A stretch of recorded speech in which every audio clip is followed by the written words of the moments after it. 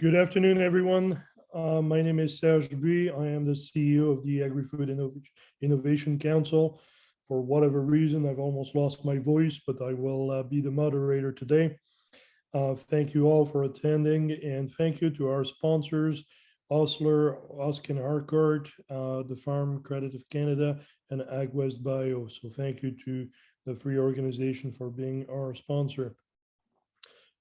Today's topic is the people challenge, attracting talent and skilled labor in the agri-food sector.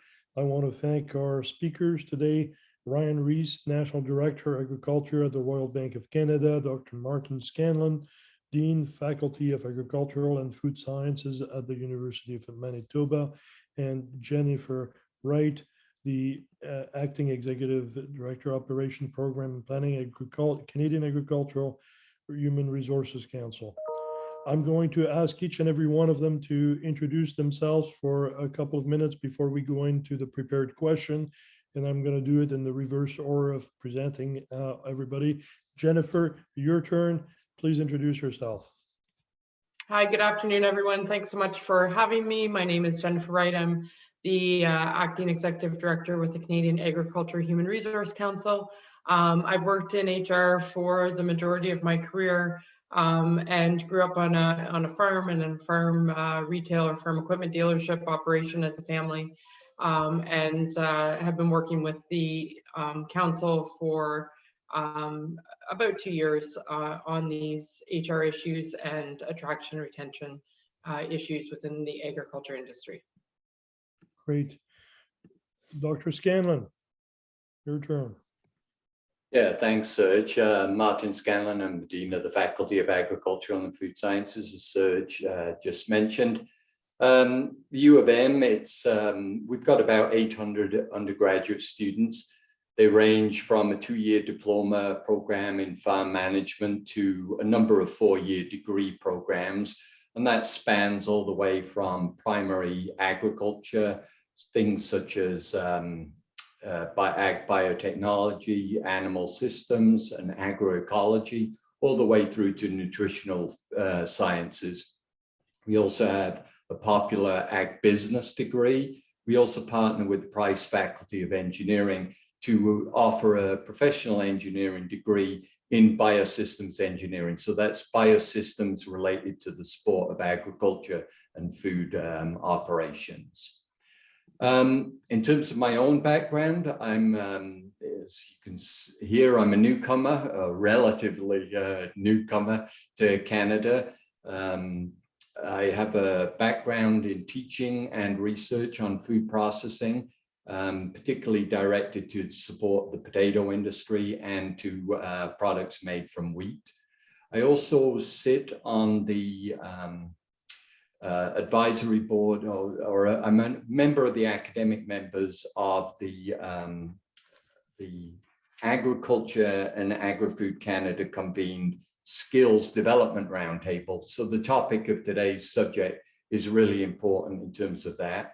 I'm also a member of the advisory committee for Protein Industries Canada, and talent attraction and talent development is a real important development part of what PIC does.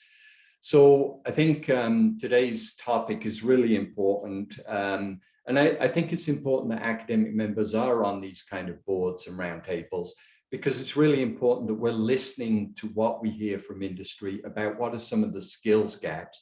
So then through organizations like the Ag and Vet Deans Council, we can actually get back to our academic members and start moving the curriculum to sort of address some of those skills gaps in the programs that we're offering. So I'm really looking forward to learning from today's conversation between ourselves. Thank you, Dr. Scanlon. And Ryan Reese, last but not least. Ryan, please. Great. Hi, everyone. Great to be here. My name is Ryan Reese, and I'm the National Director of Agriculture with RBC. Agriculture at the bank is certainly, of top priority. It's one of what we call our priority sectors. So an industry that we're heavily invested in, and one we see a really promising future for. A couple of years ago, we came out with a report called Farmer 4.0, that really spoke to the topic which we'll be discussing here today, which is talent and skills, and how do we really help take our industry here in Canada to the next level, and how can we capture some of that additional potential that is out there. Based in Winnipeg, grew up on a farm just north of Winnipeg here. My dad had a swine genetics business, so I grew up in the breeding stock world, and that certainly is where the passion for agriculture came for me, is through that family business experience. Moved into different roles along the agriculture industry value chain, spent a little bit of time doing some consulting outside of the industry, and then came back into role here in certainly in the industry that I enjoy most, about 3.5 years ago in Calgary, but moved back home, I guess you could say, to Winnipeg about a year ago. I'm really pleased to be with you all today. Thank you, Ryan. Dr. Scanlon, did you say one of your expertise was potatoes? Yes, potato processing.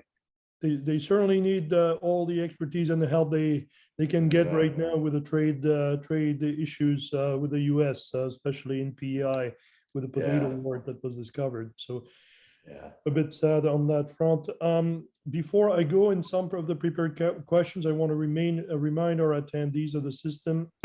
Sorry, you can put your questions in the Q&As, and we will alternate between some of the prepared questions and some of the questions that are posed by the attendees.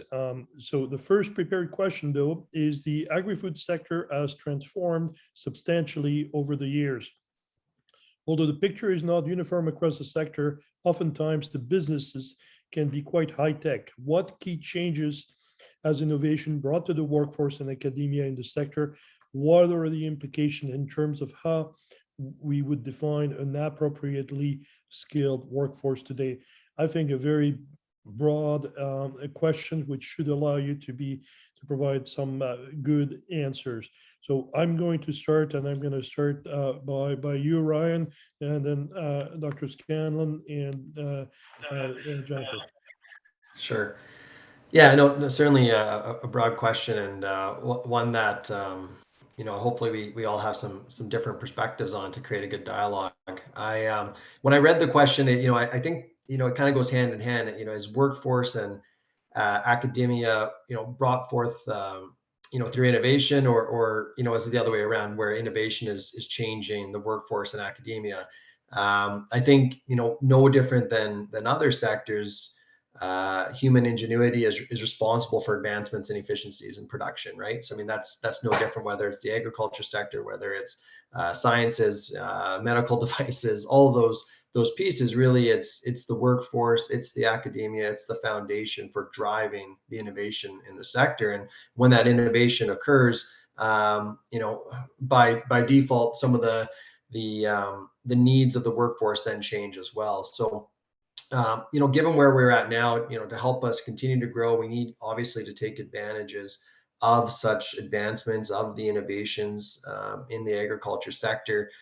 We need to make it accessible for farms from coast to coast, or regardless of the subsector they're in. So whether you're a dairy producer or a grains and oilseeds producer, we need to ensure that the workforce of tomorrow is trained and is able to support in a position to take advantage of the advancements that we know are occurring and will continue to occur. But in terms of a definition of an appropriately skilled workforce, I don't know if you can necessarily label it on one particular thing. Again, given the sectors and geographies and the goals of one particular farm. I know for many farmers, and prior to COVID, I traveled extensively and met often with our clients across the country. And regardless of the sector, you ask the question, what keeps you up at night?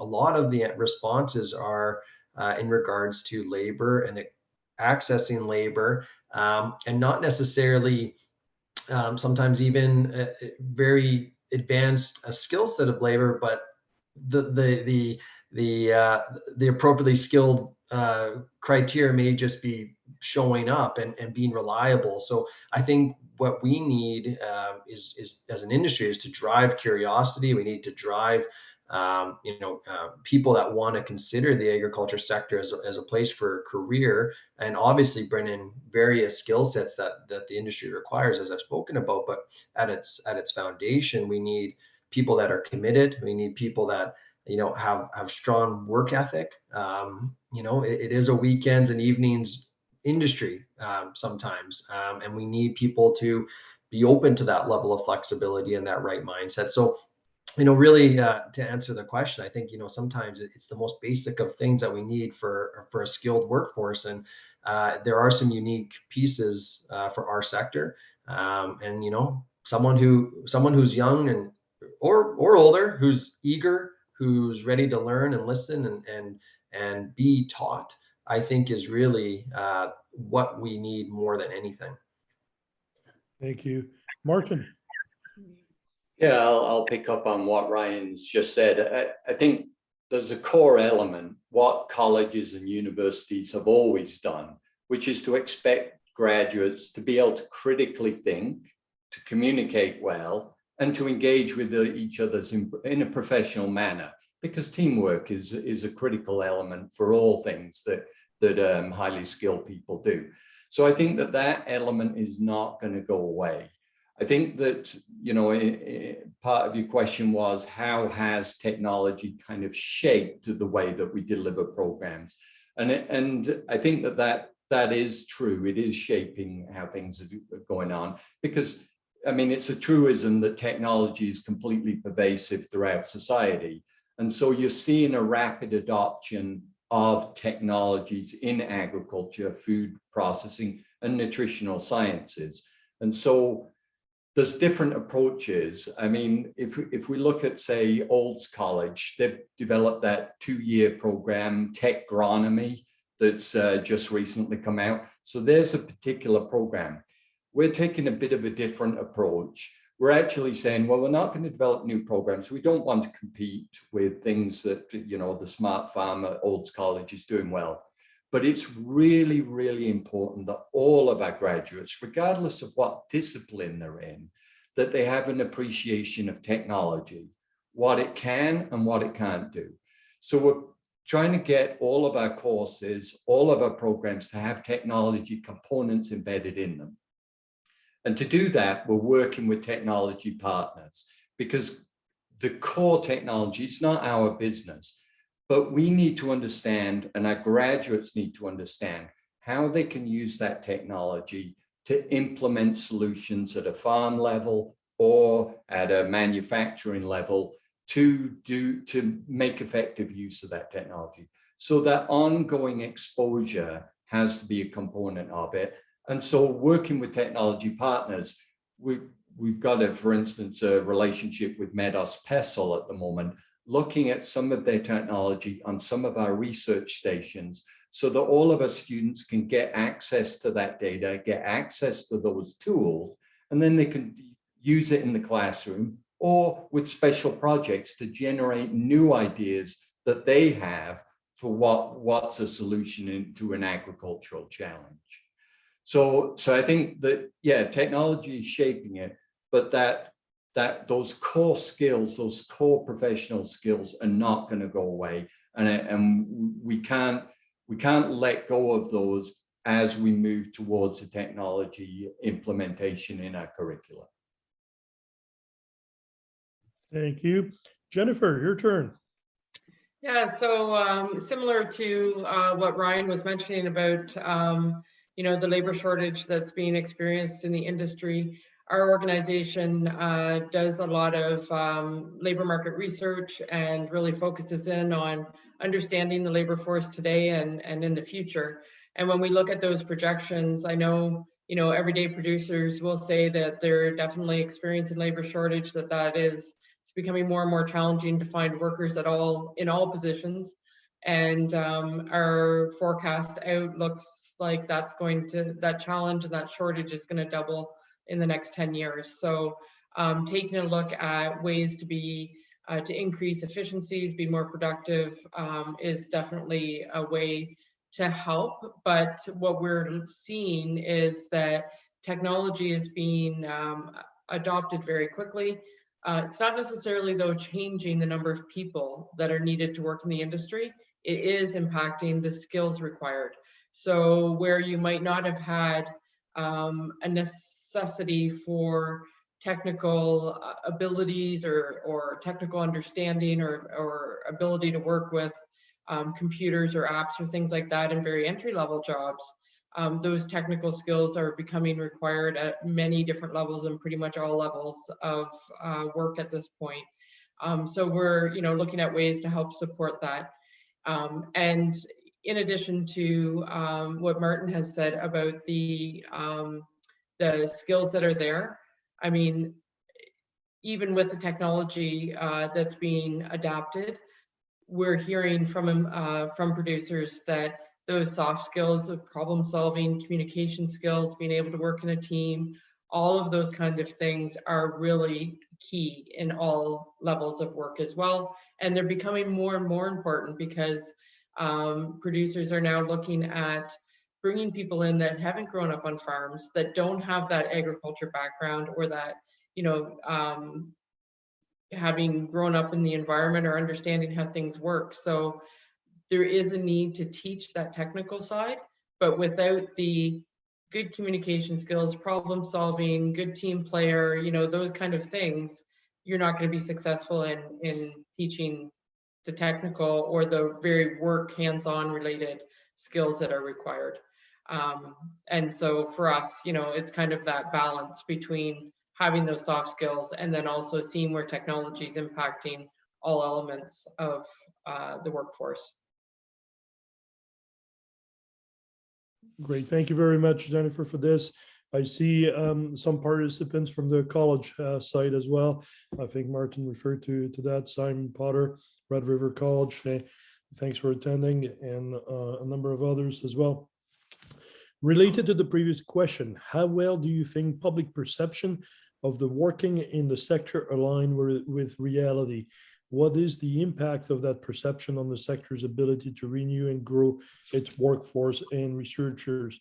If you've seen me moderating some of those sessions, and in the past I've been ranting and raving about the idyllic image of the farm, the little barn with the red doors and the cow peering through with munching a little piece of hay or grass, and the farmer in overalls with a straw hat. That kind of changed, and the problem is that the public is not realizing the opportunities there. And when I'll just give a brief comment on this. There are a whole bunch of people lining up to work in, and I'm talking about a little farming community an hour away from Ottawa, lining up to work in some jobs in the town. The farmers are offering signing bonuses of $5,000 to work in a dairy farm and can't find employees, which is absolutely amazing to me. Now that I've done my rant of the day, I'll let all of you answer. Martin, I'm going to start by you just to switch things up a little bit. Yeah, I think you're right. I don't think we're doing a good job of reaching out to urban youth, and I'm looking at Winnipeg here, and actually telling them and showing them what are the kind of broad array of careers that they can have if they get engaged in agriculture. So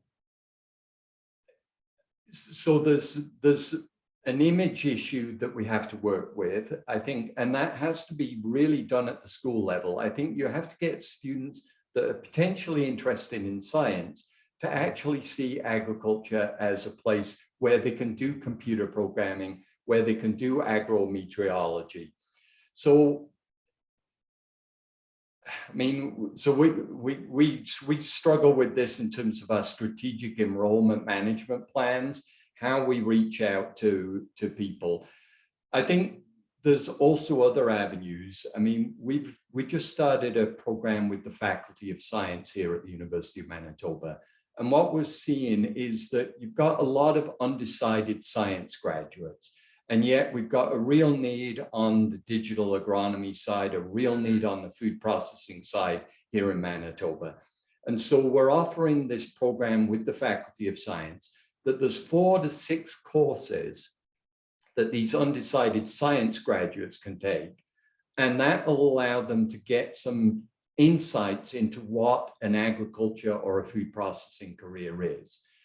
And so that doesn't mean that they've got the same kind of background as our own graduates, but at least it gets them in the door to an interview with the Merit Foods or the Rockettes or to the Farmer's Edge to sort of say, all right, I know that I've got certain skill gaps, but here's some of the stuff that I've come from science with, that with additional training, I'm going to be a useful employee to you. So I think there's a twofold strategy. We've got to be working in the schools, but I think we've also got to maybe think sometimes a little outside the box in terms of our own traditional domains. Absolutely. Jennifer, would you like to tackle this question? Sure, and I can really build on what was just shared. Certainly from a school perspective, I can give a firsthand experience about what is being shared in schools about agriculture careers. I have a 15-year-old son who's wanted to be a farmer for a long time. We live downtown Ottawa, probably not too far from where you are, Serge. And when he shares his, desire with his teachers at school, the feedback is, oh, you want to take the easy way out, you're going to be a lazy farmer, you don't want to go to school, and some of those teachers have a new appreciation now because I've had a chance to talk to them, but I can tell you that I don't think that's a one-off message that's being told. I think we do have a lot more work to do, not just in the schools that are in agriculture or rural locations, but really starting to reach out to schools in the urban settings from the elementary and secondary age group before they're getting to university. And then just to also build on what Martin was saying about that, trying to draw undecided science students into the agriculture industry as well. 2 initiatives we've just started is really kind of in that same line through our Agri-Talent program. One is developing business case competitions where we're encouraging post-secondary programs to run business case competitions that are very agriculture specific. However, building those the competition teams by having non-agriculture students and agriculture students working together to address the agriculture business issue. Again, trying to build that awareness, demonstrate how your science or IT or business degree could really be put to use in a great career in agriculture, building, and in many cases, they're not aware that because they don't have the right perception of our industry, or they have a very old perception. And then to complement that, we're also running a wage subsidy program for agriculture employers to hire students. And again, we're really trying to focus in on connecting with those non-agriculture students to get them working in agriculture as part of their co-op or as a part of the research or internships that they're doing through their college or university education, and making that connection, learning firsthand what it's like in the industry, what the opportunities are. So there's so many different pieces that need to be addressed. Certainly the perception of the industry needs to be addressed for those that aren't aware and aren't involved in the industry. But doing things like this and like what the University of Manitoba is doing is one way to help connect those students in so that they are aware of how great it is to work here. Great, thank you, Jennifer. And if it makes you feel better, just so you know, when I told my teachers I wanted to go in politics, they told me exactly the same thing. Easy way out, lazy lifestyle. That's exactly what they said. Ryan, your turn. That's funny. Yeah, I don't know how much more I have to add. I mean, really good points made by both here, and I think just to highlight it, people get in generally society is getting further and further the farm decade over decade, right? Like, so the amount of people that have that firsthand experience to understand the industry and the opportunity is just naturally going down, right? So I would suspect that most people they don't have a strong grasp of the opportunities. So I would suggest that their perceptions are, mostly incorrect. I would say of course, there's always some truth to everything, but, the industry needs to keep promoting and needs to keep encouraging people for all the ways that my peers here have suggested. We need to encourage people to join the sector if you did not grow up on a farm. And that is not the prerequisite to making a career in the industry. I did, and I made my career thus far in the agriculture sector, but it's not a prerequisite to join. And when I say I think we always need to remember that joining the agriculture sector also doesn't necessarily mean that you are starting a farm of your own, or you're going to be that primary producer, the owner operator of a farm.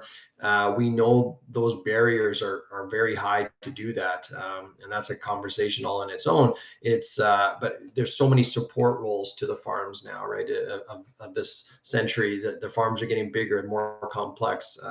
They require subject matter experts in different areas of the business because of the changing dynamic of the business now. So there's so many more opportunities to join the sector without having to necessarily be that producer as well. So I think that's one thing just to highlight as well. So we need to grow our workforce. That's plain and simple. We need people in small communities. I know we'll be talking about that a little bit later on as well, but we need people who are all across the country producing our food, and we need to make that attractive as well. So some great organizations, as we talked about, trying to speak to people younger in age before they make the decisions of the career paths they want to take. But ag in the classroom is a good one.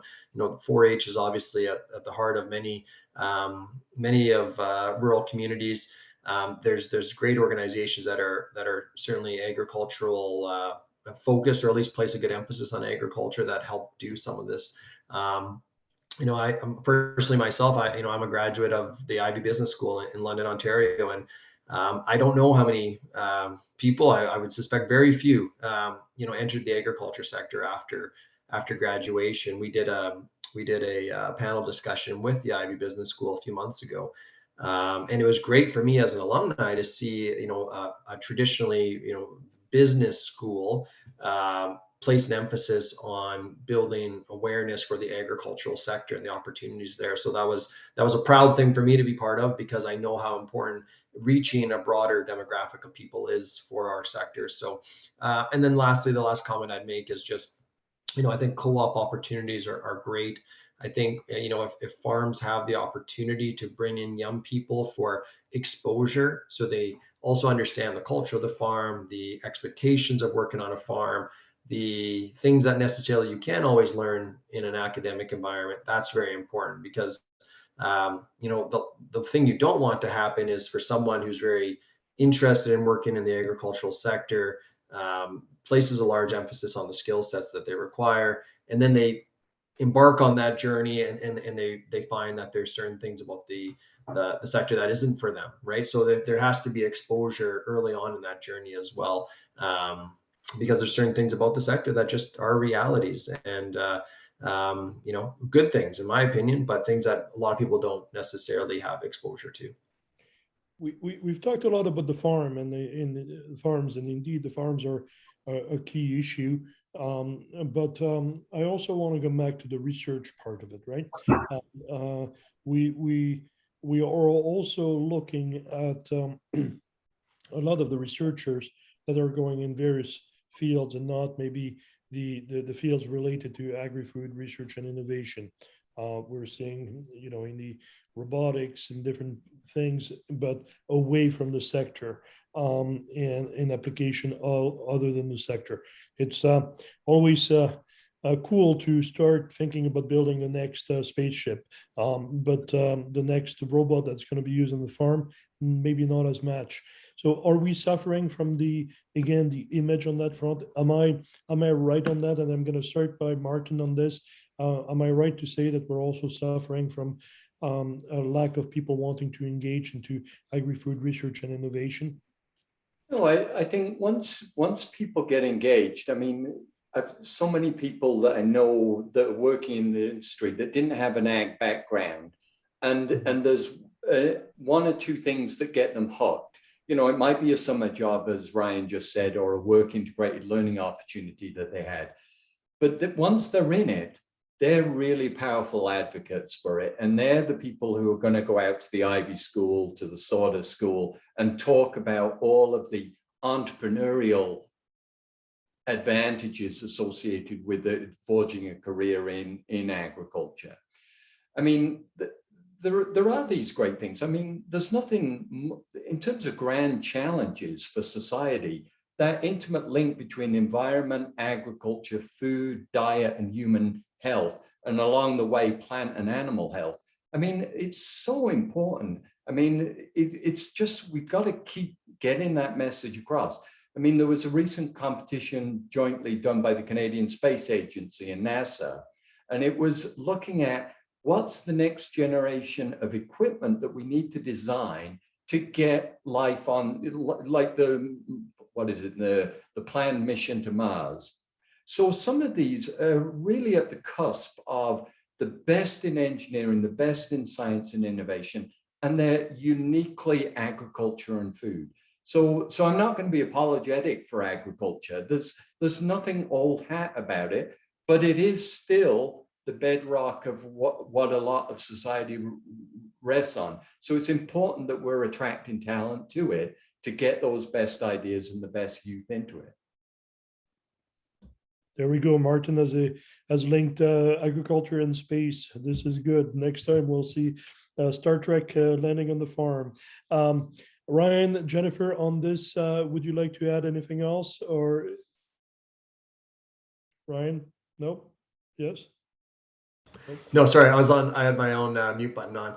No, I mean, I think you know, what's been covered is reflective of what we're seeing. I mean, research is key to you know, it's a starting point, right, to this journey, and often it takes so many years to see that research come to life. And you know, we need to get people excited about feeding the world. I mean, that's what a great thing to wake up in the morning and know that's your, you know, your purpose, and your part of that is doing just that. So I think there's a great story to be told for this sector, that we just need to do a better job of maybe telling, and attracting people, that you don't have to work for an Amazon, you don't have to work for a Google, you don't have to work for a social media you know, company, you don't have to work for, you know, these other industries, that there is an incredible opportunity for those you know, for those looking to embark in a technology world within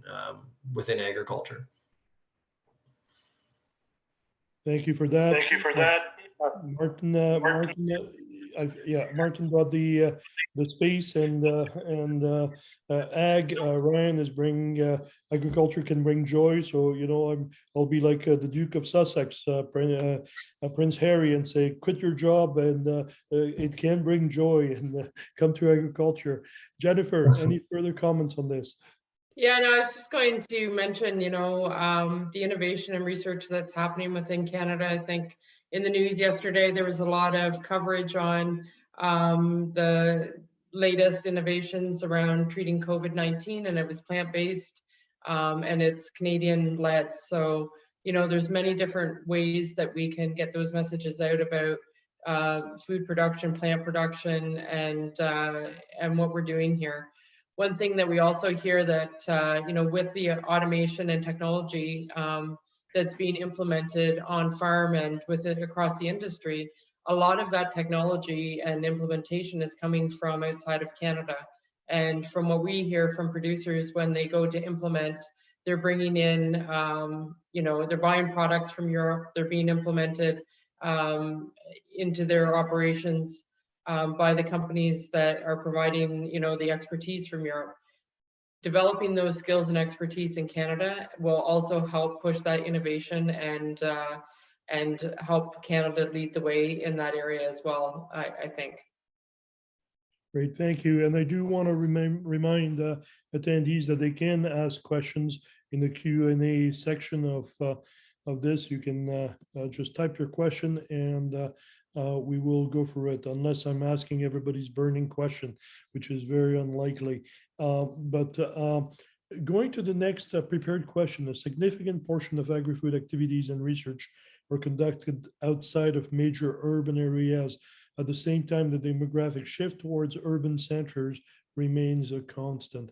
Could you speak about the challenge of engaging and attracting youth and newcomers to rural areas and what could be done in that regard? And Martin, you started addressing it a little bit, and Ryan, you alluded to the fact that this would be addressed. So I'm going to start by Jennifer to go on this.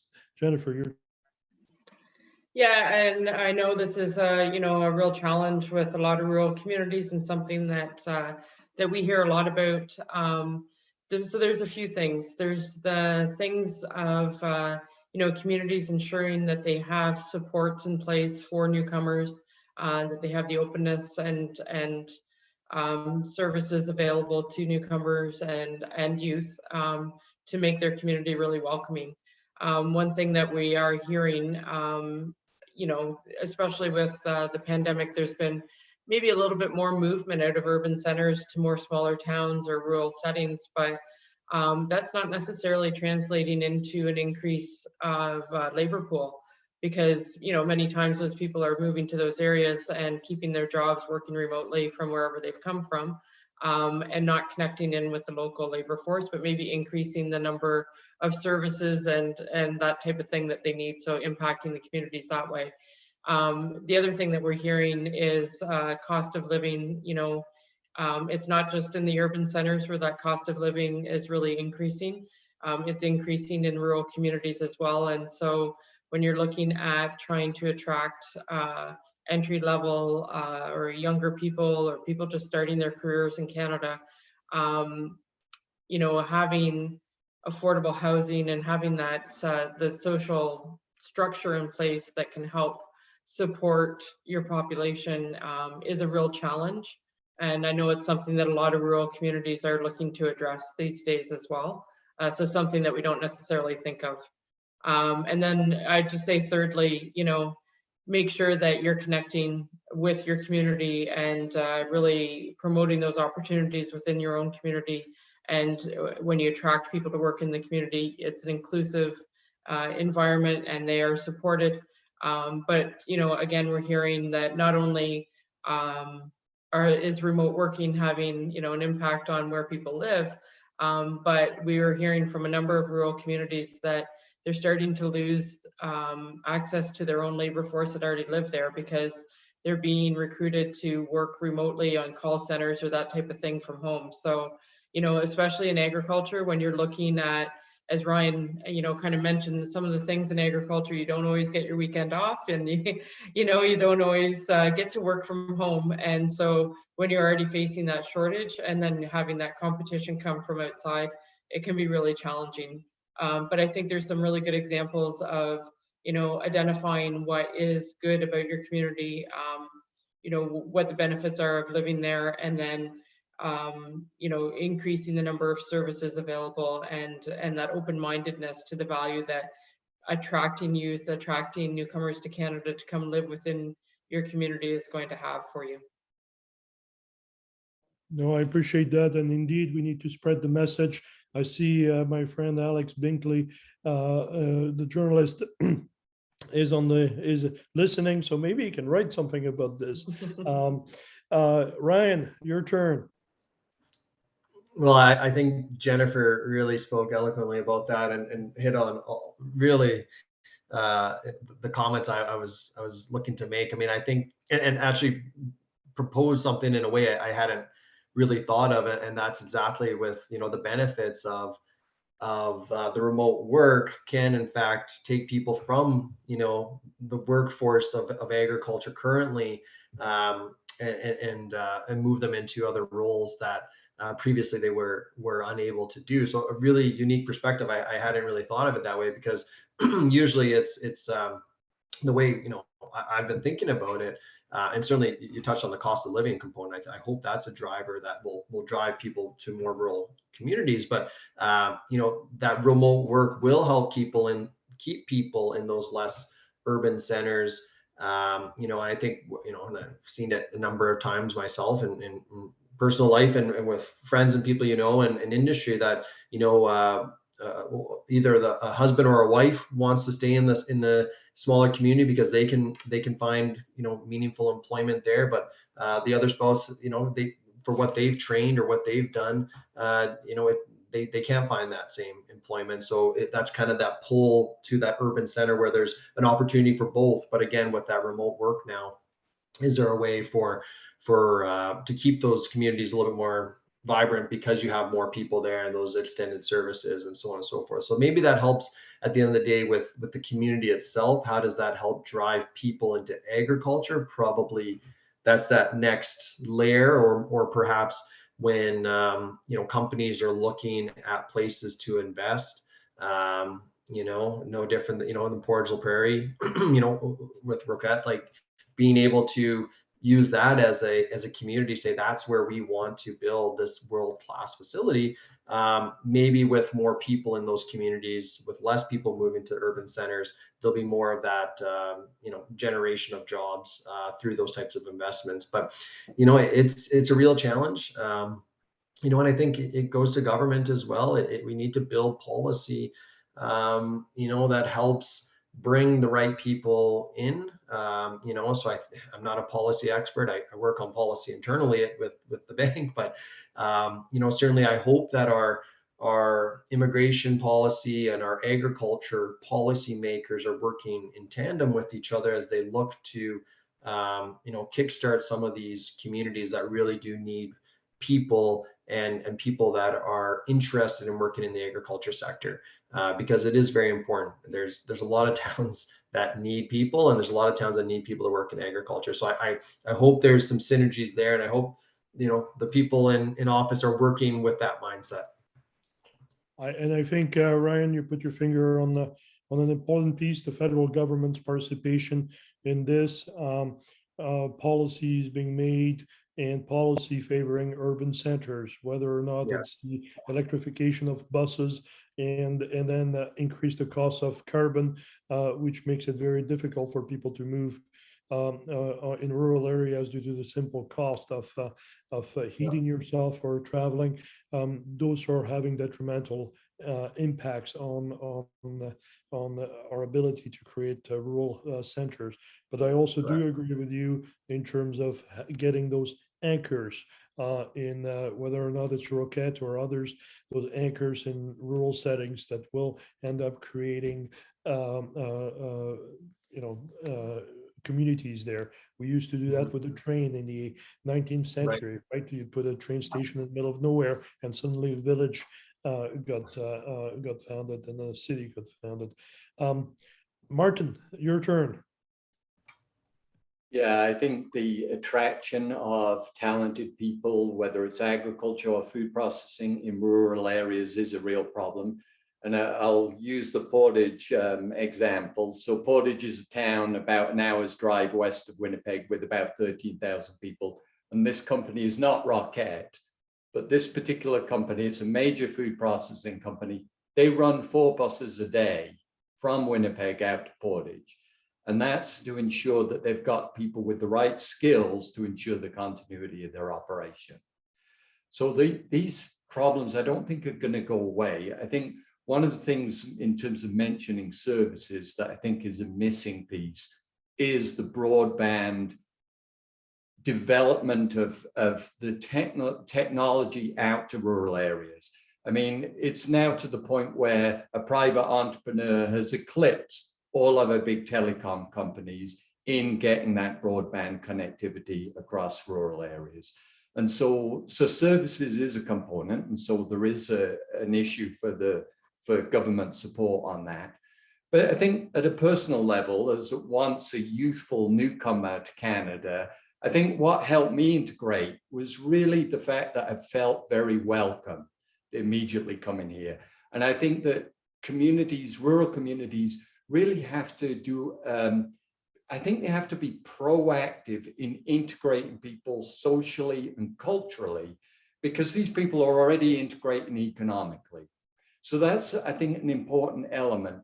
And I think also sort of community stalwarts have to be open to those dynamism of youth and the kind of things that they want to change, to not dismiss it summarily, these kind of wild and wacky ideas, but actually to actively listen and say, yeah, these do sound like interesting changes for our community, and they will help integrate and attract more people. So it's really outside of my sphere of expertise, but I think it is a problem in terms of getting somebody who's grown up in Winnipeg or grown up in Toronto to relocate to Portage or Carberry or to Red Deer, Alberta. Absolutely. I'm going to move to another question. Automation for robotics is an oft-cited example of innovation that could address the labor shortages, provided that the business has capital and talent to acquire and operate them. What innovative ideas have the potential to significantly reduce the demand in labor without coming at the expense of productivity? Conversely, are there subsectors or industries where we should continue to expect a steady demand for labor, and if so, why? That's a big question. So I'm gonna start by Ryan. Yeah, I mean, I think in terms of industries where we should still expect to see a steady demand for labor, I think anytime there's animal husbandry involved, I think, we still need physical beings, to help look after, livestock. I think that's a clear piece, right? I mean, our obligation to that animal and to ensure the animals are well looked after. I think that's probably one of the pieces that will remain, and we'll continue to need people in that regard. Of course, there's elements that will change as the automatic feeders and different things of that nature will help reduce some labor in some capacities, but overall I think we will need people in those sectors, and probably the same volume, if not more, to help break down data and learnings that can be incorporated on the farm itself. So I think that labor will always be important. We've touched on it a number of times already. It just, the role might be different, right? And I think that's the direction and that's the message we're trying to speak to the industry about, is that what used to be that role on the farm and that perception has changed, and we've gone into length about that. But so before, maybe more physical work, but now you need people to run the technology that's available, right? Or more importantly, even maybe make sense of the data that's being collected. That's a huge part of it, right? That's, we're collecting all this data on the farm. That's great, but unless we have the people and the technology to make sense of it and help drive decisions based on that data, it's not really that valuable. So, I think it's really about a different workforce. It's really about new skills or people relearning certain skills, to add to their toolkit. But I think, hopefully that as the industry moves along, we'll be able to attract more people to do these jobs because they're changing. But I think in general, back to, again, which subsectors, I still believe, animal husbandry, and then anything in regards to, more labor intensive, work, whether it's fruits and vegetables, even greenhouses to some degree as well, in terms of picking the vegetables.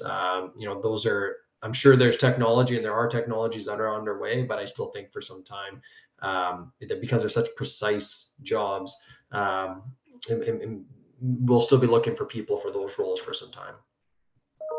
Agreed. Martin, would you like to take a stab? Yeah, I think Ryan's right on point with identifying the animal side of things. I mean, we saw that a few years ago when we changed from a tie stall barn to a robotic milking facility. We didn't lay any people off. It's just that their roles completely changed. So they're no longer doing, as Ryan said, that physical connecting of the milking equipment. They're now looking at what's the conditions of the animal. They've got time to do that. They're looking at some of the data.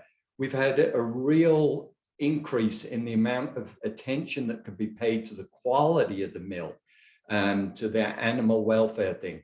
So yes, the jobs morph as a result of technology, but ingenuity and the need for additional jobs, that's not going to go away. So some of those old jobs will become obsolete as technology helps phase them out, but there will be other opportunities will open up. Great. Jennifer?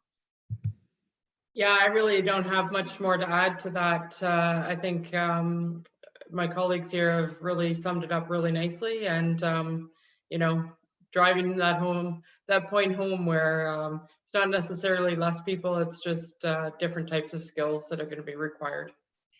I'm going to challenge you a little bit, all of you a little bit on this. Every sector in Canada that I know of is looking for people. We're not alone, whether it's healthcare, IT, in the transportation field, etc. Everybody is looking for people. It looks like it's the highest commodity that's required right now in Canada. You know, we're competing with various other professions. Are we not simply facing an endemic issue that we will not solve by nice little advertising campaigns or other things? And are we not better off to plan for an agriculture with less and less people involved? I saw Ryan thinking about this, so I'm going to go to Ryan first.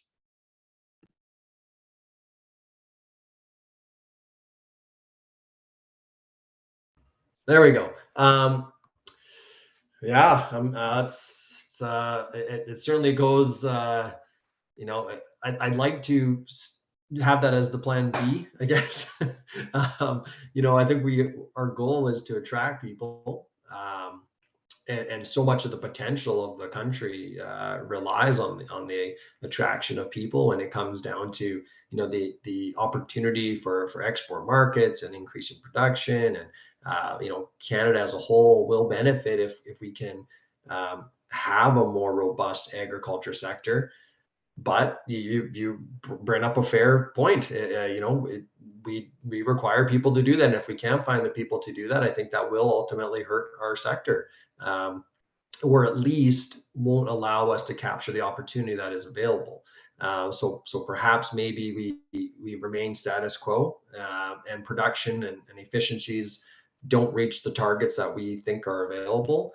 And if that's the case, that's unfortunate as a country. So again, we need policy, we need promotion at all levels of the industry and in government, to talk about the benefits of the sector and drive that level of optimism that we require. There's lots of sectors across the country that can do, you know, some of these things, but we ultimately, there's not many places in the world that are better off than Canada, if any, to help meet the growing demand for food and protein.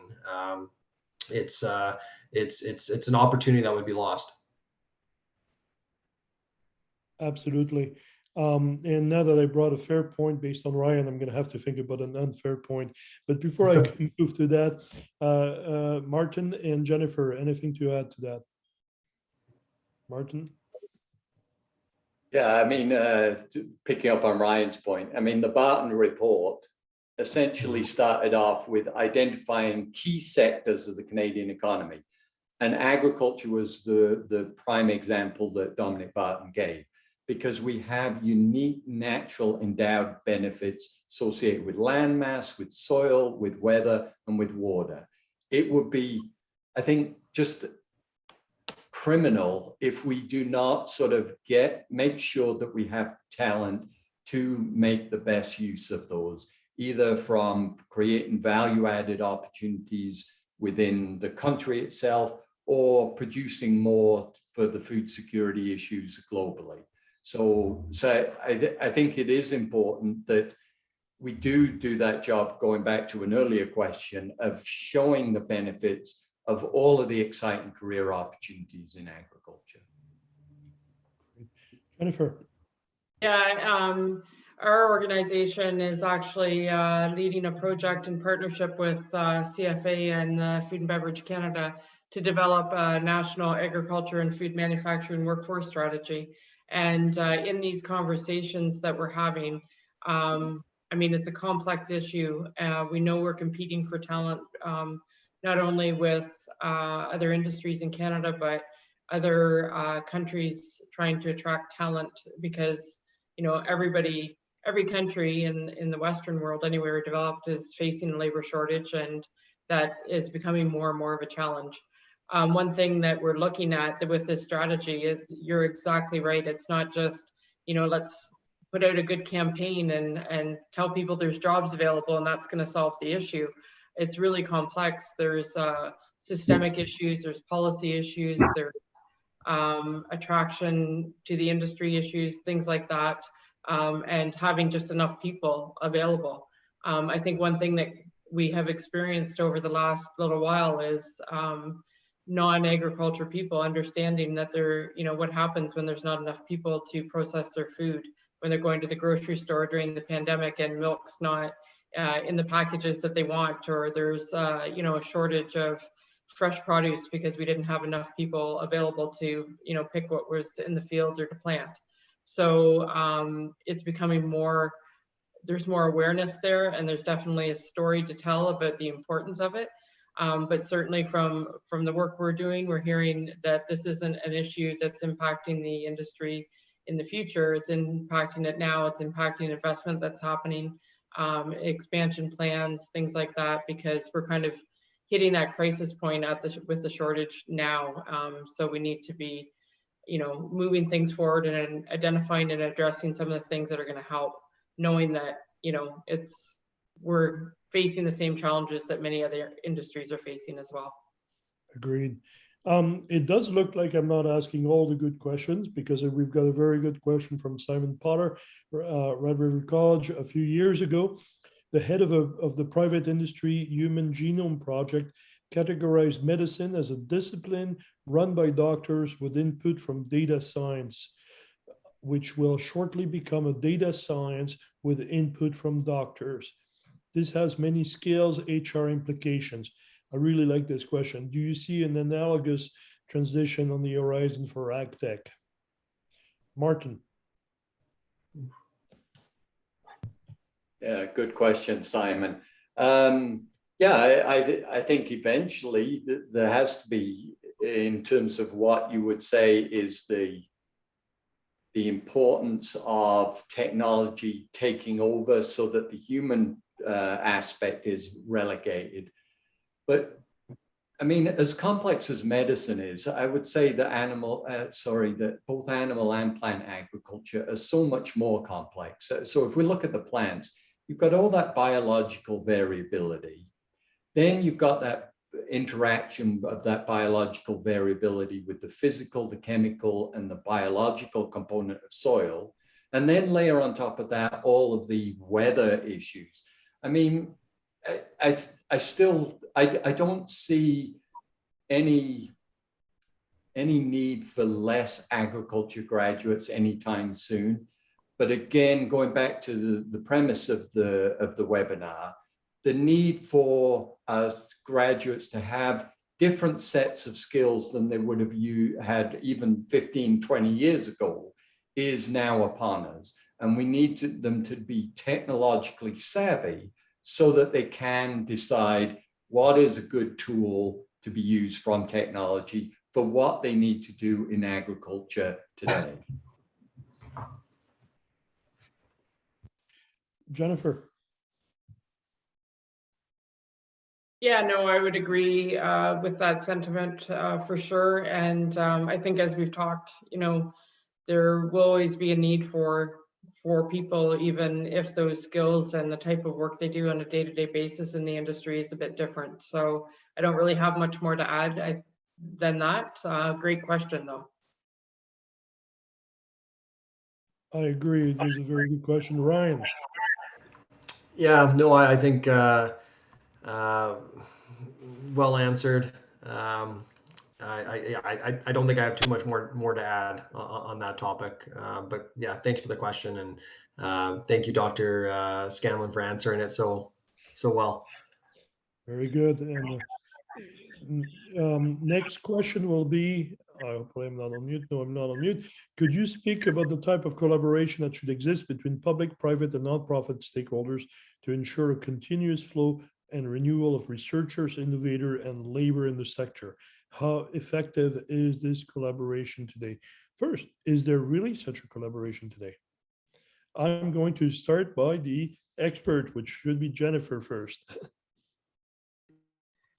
Yeah, I think there has been collaboration over the years, and that we're just continuing to build on that. I mentioned our national workforce strategy, and part of the role in that is bringing people together to have a conversation, to share what each other's doing, to learn from what's working and what's not. There's tons of activity happening. How can we bring that together to be more of a, we're all on the same page, we're all in this together, let's work together to address the issues that we've been talking about for years and that have really come, as I mentioned, to kind of that crisis point. So I think there's always openness, and there has been good collaboration. We're looking forward to that continuing to grow, and from the work that we're doing through the strategy project, we're now being able to identify, as I said, some of the things that are working and help grow those for those organizations that are doing that work, but also identifying some of the gaps and where we need to do better. So the more we can collaborate at all levels, the more success we're going to have. Great. Ryan? Yeah, I think that's the ultimate question, right? And I think it's we need, I think there's been progress made in this regard of trying to extend the conversation beyond each organization or each group's four walls, that we need to talk to each other. This is an end-to-end opportunity. So we need to ensure that each are supported, and there's good dialogue between public and private and nonprofit stakeholders. I think there's some organizations that are trying to do such that. There's the Canadian Center for Food Integrity, I think, is embarking on that and trying to bring in the public into understanding the sector more so, and bringing those in the private sector and the government along through that. So I think certainly it's very important.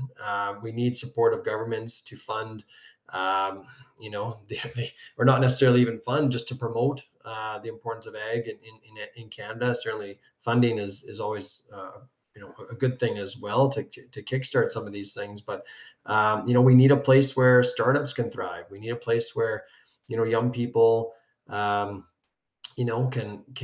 put their great ideas and skills to use, and in these startups, and can accelerate through various ecosystems, and can find mentorship and be introduced to the traditional agriculture ecosystem. So we need all of these different parts working together and moving in the right direction in order to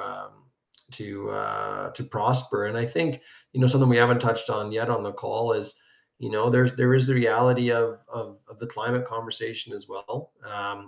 There's a lot of talk on that particular topic as of late in the industry.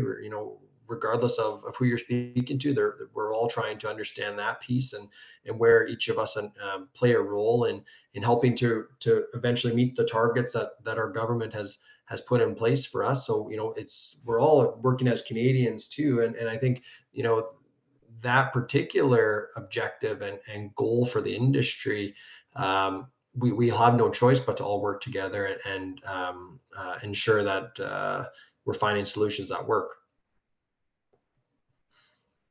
I fully agree with you, Ryan. There we go. Sorry, I muted you, Ryan, because with the echo, otherwise it becomes difficult. But I do fully agree with you. There is a lot of implications there. Martin, I'm going to pass it on to you. What is the role of academia as well to act as a convener on this? We see Simon from Red River College. I see Roger on the line from the Dean's Council. How do we bring people together, and what is the role of academia to act as a convener for those issues? Yeah, I'm not sure if we should be the convener. We're an essential element. I mean, it was interesting, Jennifer referring to it as a crisis. I would say it's definitely a severe challenge. So I'm a little alarmed to hear that it is a crisis. And it really means that what we have been doing to now, we've got to really ramp it up another notch. I think it's really important that industry, both at the farming, the food processing, both on the nutritional sciences, the retailers going into the health sector that's associated with food, that they're fully engaged. It's not something that can be done just off the side of the desk. It's really important that our graduates or our prospective graduates hear firsthand in the classroom what's important to business.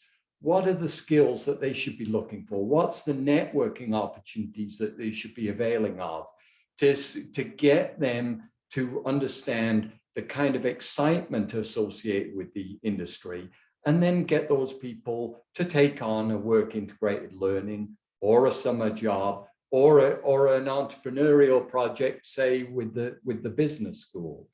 So all of these things, I think the industry, government, and academia have to work together, because it is certainly going to be a crisis for the future if a key sector of Canada's economy is not able to get the people out to do the work for them. And so I don't think it should be academia leading, but we certainly need to be integrated well with government and with organizations like CART to make sure that we are working effectively with industry so that our graduates are hearing those things that are important in skills development while they're at university or college, I should say. Or college, absolutely. Thank you for that, Martin. Before I go on to my next question, my last question, actually, prepared question, I will remind people that they can still put questions in the Q&A button in the Q&A section, and I will read them as I've done with Simon's question. And before again I go to my last prepared question, I do want to remind people that if they haven't gotten their organization to sign on to AIC's call for a national strategy on research and innovation, they should do so right now. We do want to get a list of organizations, supportive organizations, published on our website by early January, as we send a letter to a number of politicians on this. We have a good number of them right now, but I do want to get to 50 and hopefully to 100 by January, by end of January. So my last question, and I see there is a couple of questions in the Q&A, but my last prepared question: what are examples of policy and programs that are successful in attracting newcomers or developing skills? What are the limitations of those programs, and what could be done to improve them? I'm going to ask you to respond quickly so we can go through the Q&A section. Martin, you're first. Yeah, I'll just speak to the highly qualified personnel component because that's what I'm most comfortable with. I mean, certainly in terms of attracting youthful Canadians to the industry and attracting skilled students to Canada, what we need are good instructors. We also need good infrastructure. And so when, you know, a lot of our agricultural and veterinary medicine infrastructure was developed in the 60s and 70s, and it's now beginning to rust out. So we're seeing an infrastructure deficit, so that our job, it's still doing its job, but our graduates are training on equipment that is not what they're going to see on the farm or in industry. And so that infrastructure deficit means that we're having our graduates not work or not job ready, if I can call it. And I'll give an example to illustrate that, going back to the dairy. back in 2010, a dairy facility, Thai stall facility, developed in the 60s. By 2010, our industry partners were saying to us, if you've got foreign delegations coming or industry workshops, don't do it out at your facility. Come to industry partners, because they were afraid that this anachronistic image that was being portrayed in our 60s style Thai stall was something that they didn't want foreign visitors and industry people to assume that that was with dairy. So infrastructure and talent have to be addressed in colleges and universities, because that's how you're going to attract people that are in those urban science programs, or those students in Brazil and China to come to Canada. Because I'm gonna say, because of just doing some international review stuff that I've done in the past, I've seen better facilities for training in the food processing area in Saudi Arabia and China than I have in some of our institutions across Canada. And you don't think of Saudi Arabia as world leading component on ag and food. But food security is really important. We see it with COVID, we see it with the BC floods. This issue of food and nutritional security in remote communities, that is something that we've got to be proactive in addressing. And so it is going to need investment, and it is going to need engagement to attract the best people into the industry. I agree. Ryan, would you like to comment? You're on mute. The word of My bad. Of 2021. I think you may have muted me previously, so I muted myself on my own computer here. So, anyways, I think I'm off mute now. I'll keep it pretty short. I mean, I think you know, and I don't know if I'm close enough to this question to answer it fully the way Dr. Scanlon did, but I think, you know, policy, like everything, and improvements in policy comes from a clear strategy. And, you know, what is the goal of the sector, and what is the goal in terms of how it fits within Canada, and how does immigration support that, and how does our educational system support that, and so on and so forth. So I think, you know, it's very important, if we have a clear goal, that we need more people in rural Canada, and we need more people in agriculture to support our farmers, or to, you know, join that ecosystem. How do we build good policy to accomplish that? And you know, we need a focus where things are done by design, and not just by default, and that, you know, if you throw enough pieces at it, you hope it turns out. We need a clear strategy on how we're going to accomplish this, because we don't want to see the opportunity of this industry not reach its potential. Absolutely. Jennifer.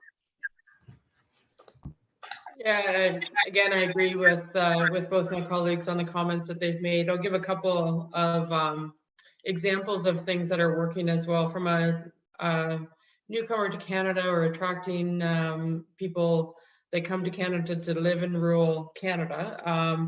One good example is Manitoba, actually, with their provincial nominee program that they have. They're one of the, I think, the only province that provides a dual intent for newcomers to Canada. They can come as a temporary foreign worker with the intent to look at becoming a permanent resident. Their employers can help with that process, if I understand the program correctly.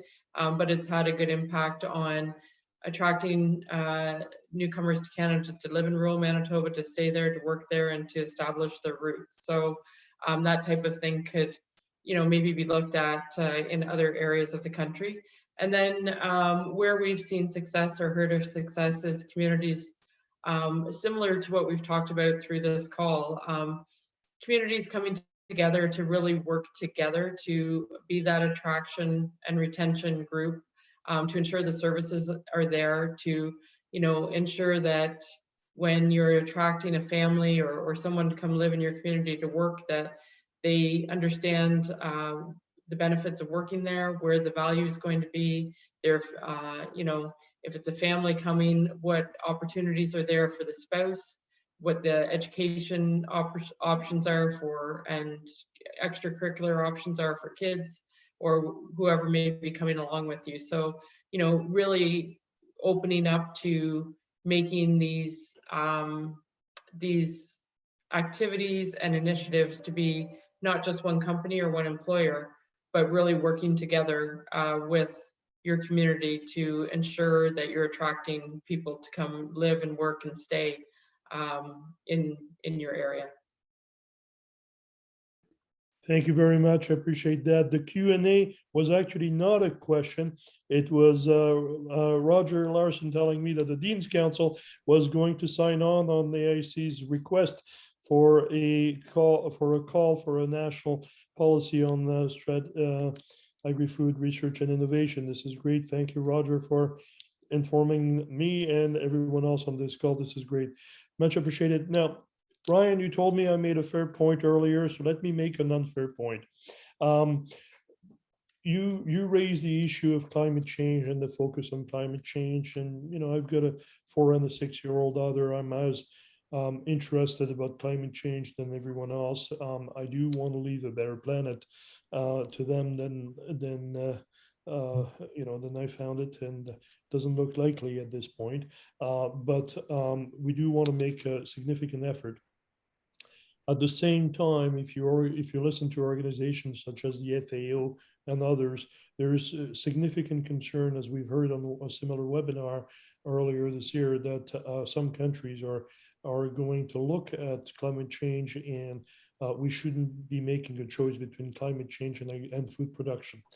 Food production is essential, and we need to get more food to more people because that will avoid conflict. At the same time, in Canada, there is a sense that agriculture is responsible for pollution. If it's not pollution of the rivers and streams, it's the airs, and my God, the cows do fart too much and produce methane. So that's awful. As you know, it's kind of hard to attract people to such a sector with all the negativity around this. Isn't there a major challenge between the connotation, the image given to agriculture by some of our eco champions in the sector itself, and our efforts to recruit people to work on farms, work in research for the farms, etc.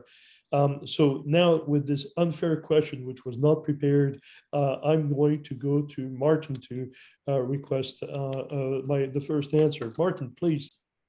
Oh, I thought you were going to pick on Ryan. Yeah. Thank you. Maybe I'll start off. I mean, agriculture has to be one of the solutions for environmental issues. So it is a big environmental footprint in terms of our greenhouse gas emissions. But that's where the research does come in. So as an example, we have Dr. Mario Tenuta.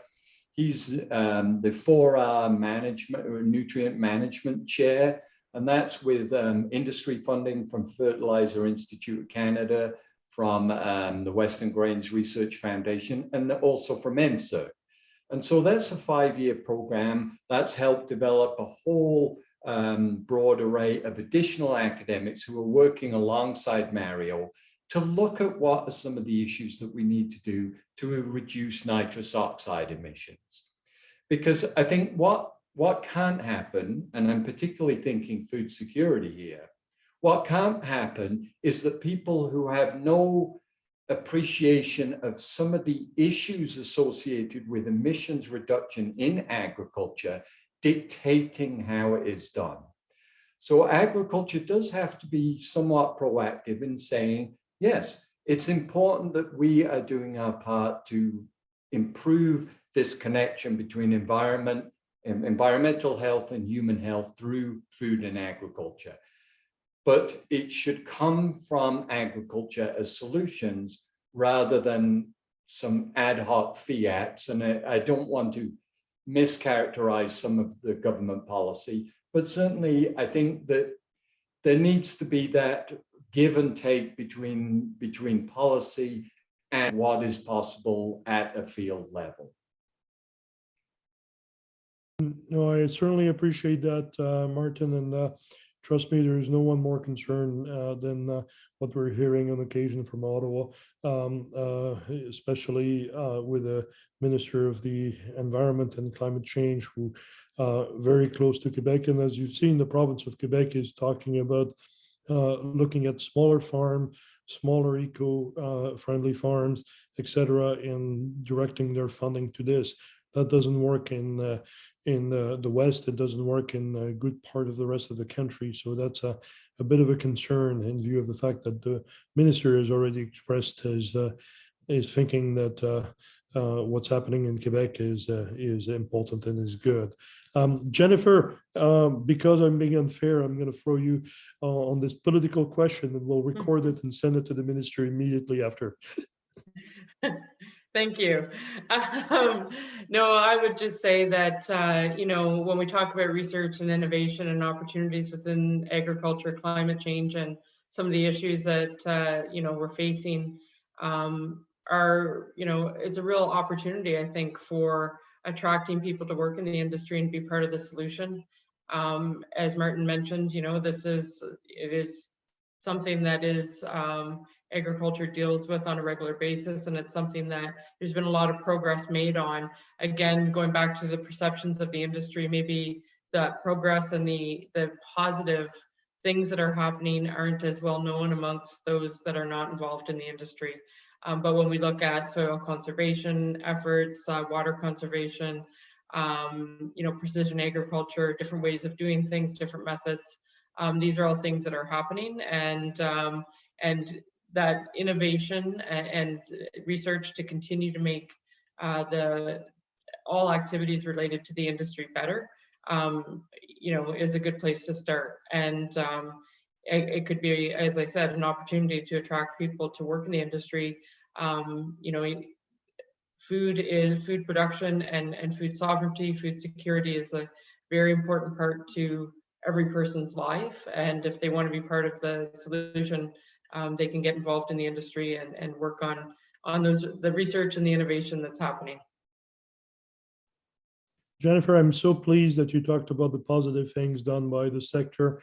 Not too many people lately are talking about some of the positive work done by the sector on the environment part. And I do believe, and I'm not alone in believing that there's still some information that's missing about the real impact of agri-food in GHG emissions. If you look at the Government of Canada's websites, and I mean websites, because as we all know, there's thousands of websites, each requiring its consultant to develop. If you look at the Government of Canada's website, you will see that the GHG emissions that the government says agriculture and agri-food produces is either 8, 10, or 12%, depending on the website, all for similar numbers in the same year. Visibly, there are challenges on that. There are studies right now that say it's actually a carbon sink. There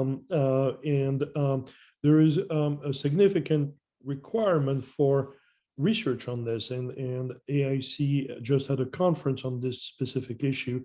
And one of the key things that a lot of people came up with is the need to get an independent third party to do an assessment on this specific issue. And while we can't really have an assessment taking 18 months on this, going for the Canadian Council of Academies, maybe we should hire the Royal Society of Canada and put $60,000, $70,000, $80,000 and get them to do an independent assessment of this issue.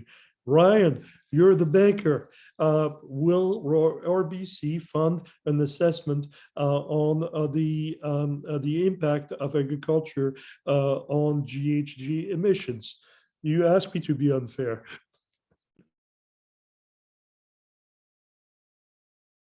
You are on mute, so your answer was yes. Correct?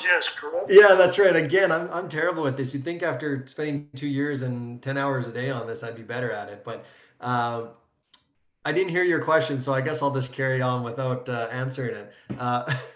No, what I can say is that ourselves, and I know our peers in the financing space are all actively looking at this and trying to understand what is the bank's role in helping us reach our Canadian or even global targets, right? Like which role do we play? And the way I look at it is how do we help our clients more than anything else? And I think, and it was said already, the producers need to be at the front of this because they're the ones who understand it best and understand the incentives and understand what is the barriers to changing some of the practices perhaps that they're doing today. But at the same time, we need to recognize the significant improvements that have been made over time, and the adoption of technologies and the ingenuity of farmers that have increased our position, and by doing so has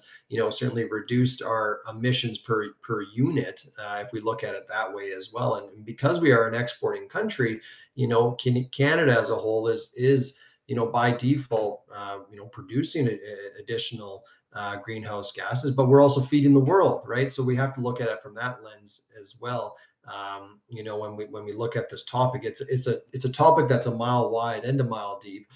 It takes a long time to understand it thoroughly, and again, speaking for the Royal Bank, our goal is to be a partner through this journey and to be able to really support our clients as they look for ways to really make an opportunity out of this position. So whether it's research or whether it's other things that we can do, we're very actively looking at that because we know we're part of the solution. We're at the center of much of this, no different than other financial providers. So we're excited about that opportunity and how we can support it. I heard you, Ryan. I'm going to ask you on mute. There we go. I heard you. You indicated that you want to be a partner. It's either a very positive way of saying we're going to be there and we're going to help fund it, or it is a very diplomatic answer. Either way, we will follow up at one point. I do want to thank everybody for their participation. Always very interesting to hear everybody's thoughts. We do put the webinars on our website and our YouTube channel, so they are available and they're actually seen by a number of people. I do want to thank the attendees as well. It's a few days before Christmas, so a lot of people are planning their shopping. Thank you very much, everyone. Have a wonderful rest of the day. We will announce early January our next list of webinars. Again, thank you very much. Thank you to our sponsors this year, and we will see all of you virtually or hopefully in person next year. Thank you very much, and looking forward to 2022. Thank you. Likewise. Yeah, all the best. you. All the best.